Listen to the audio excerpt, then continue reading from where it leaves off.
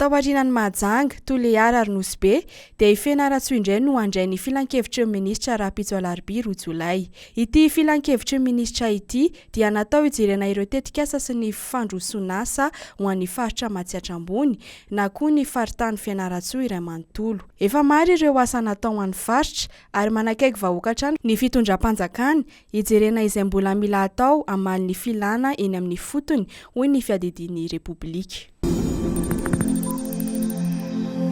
Nahita fiainana avokoa ny vidin-tsolika amidy eny amin'ny toam-pivarotana, izany nanomboka tamin'ny sasakanina teo.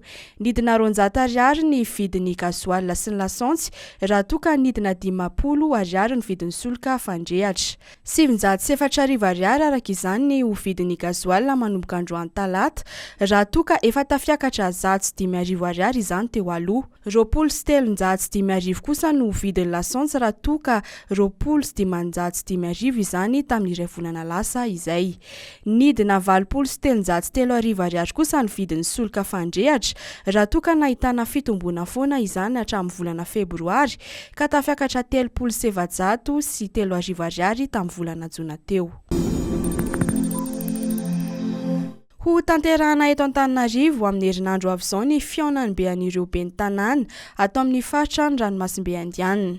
Raha ny famoaham-baovao Vaovao ny fiadidin'ny tanàna Antananarivo dia misa 40 ireo ben'ny tanàna ho tonga eto Antananarivo izay mikambana ao amin'ny Association des maires de l'océan Indien na AVCOI avy ao amin'ny nosy manodidina Madagasikara.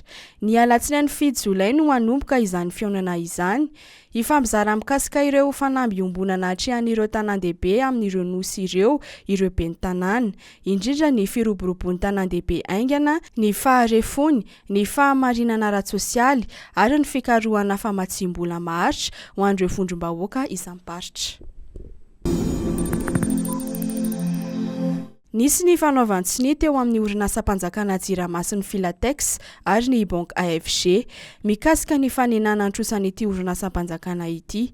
Raha ny nambaran'ny orinasa Jirama dia iverina hampiasa vola amin'ny alalan'ny ANGOVO azo avaozina eto Antananarivo sy amin'ireo tanan-dehibe ny orinasa Filatex araka io Fifanarahana io.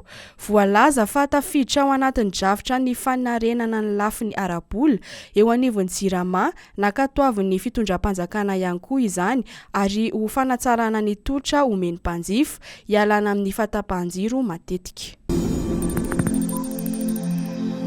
Misokatra ny vanim-potoana fifindran-toerana ho an'ireo mpilalao rugby eto Madagasikara ho an'izay mikasa hiova tarika raha ny voalaza ny Federasiona Malagasy ny taranja rugby ny Malagasy rugby.